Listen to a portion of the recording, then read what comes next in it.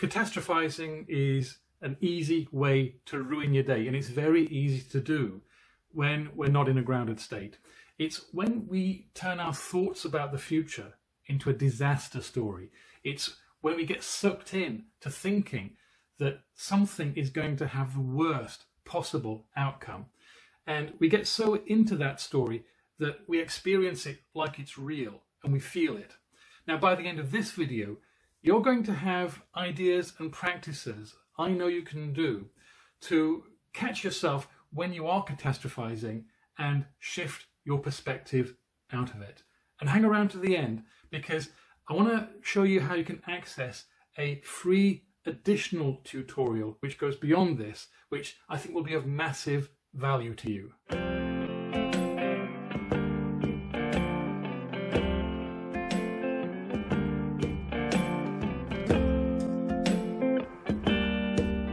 Now, my name's Steve and I'm a professional coach and trainer. I work mostly with professional people like you on combining personal brilliance with unshakable emotional wellness. So for the best ideas and topics in that theme, please subscribe to this channel and don't forget to hit the notifications bell so that you'll know when new content arrives. Now, this video is really part of a series dealing with thinking, emotional resilience, and self-care for executives and professionals. For instance, not being able to stop thinking about work when you're at home, or overthinking about things, and in the case of this video, catastrophizing.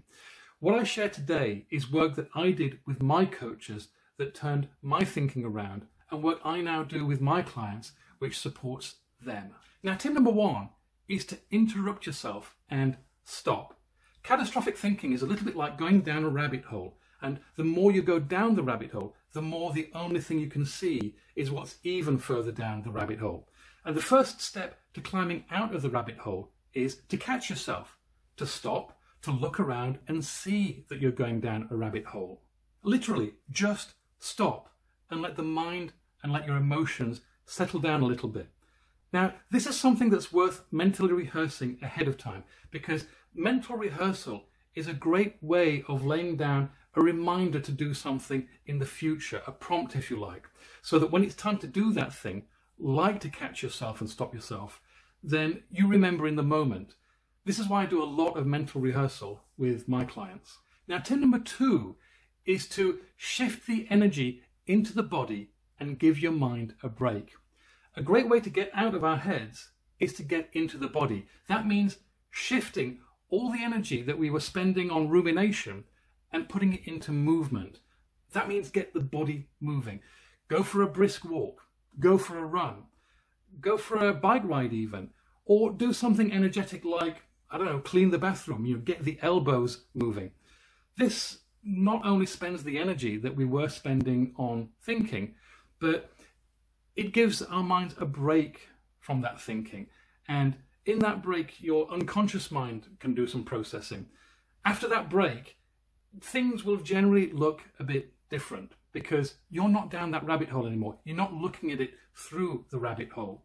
It's like when you sleep on something and you wake up in the morning and it looks and it feels different. It's like that. By the way, I'd love to know how you've learned to deal with overthinking and catastrophizing. If you're okay, then leave it as a comment and I'll read all the comments and I'll reply to as many as I can.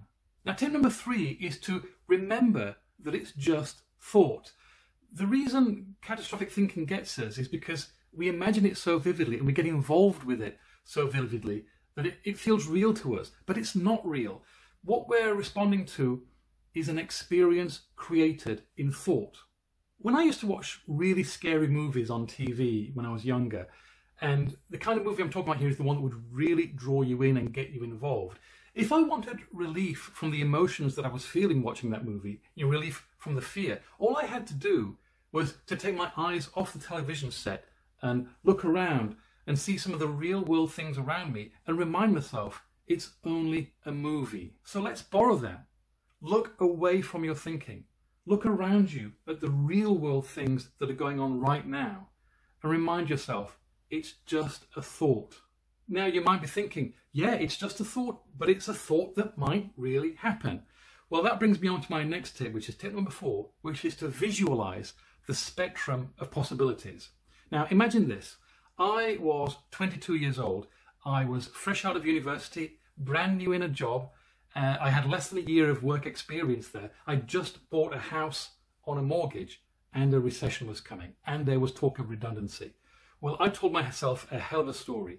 Because I was the last one in, I was going to be the first one out. Because I'd had less than a year of experience, I wasn't going to be able to get another job. Because I'd been there for less than a year, I wasn't going to get any redundancy money. So I was going to default on my mortgage. I was going to lose my home. I was not going to be able to afford to rent. I was going to end up homeless in a gutter, drinking booze out of a brown paper bag, and probably ending up getting killed for that booze by somebody. Now, what about that for a rabbit hole? I mean, from young, new professional with a degree and a house and a job in a prestigious company to getting killed over booze in the gutter. When I look at it now like that, I can see how silly that was. I can see how pulled out that was, but I couldn't see it then because I was in it. Well, once you've had a break from the rabbit hole, you can see what you're doing with your thinking. You can look at the story you're telling yourself and you can see how ridiculous it's becoming. So having fantasized the worst possible outcome, the most extreme version of the story, then why not fantasize the best possible outcome? Why not spend some time with that? It's no more the truth or a lie. And also, when you've got those, when you've got the best possible outcome and the most extreme worst possible outcome, then you can start to see a spectrum of all kinds of possibilities from the best possible outcome all the way through to the worst possible outcome. And from that you can remember two things. Number one, what will actually happen is probably not even on the spectrum, because what's on the spectrum is limited by your imagination and you don't know what's going to come in the future. And point number two to remember is that wherever what actually happens will end up being on the spectrum, it's really not very likely to be at the extremes. It's much more likely to be somewhere between, somewhere comfortably between. And seeing that can be very, very soothing. Now, tip number 5 is really, really simple, and that is take action if there's some action to take. If there is anything practical to do that is going to head off something which is a reasonable worry, then do that thing. Or at least agree with yourself when you are going to do that thing. Now, if you'd like to explore how we can create transformational results together, then please, I would love to hear from you. You'll see my contact details in the pinned comment below this video.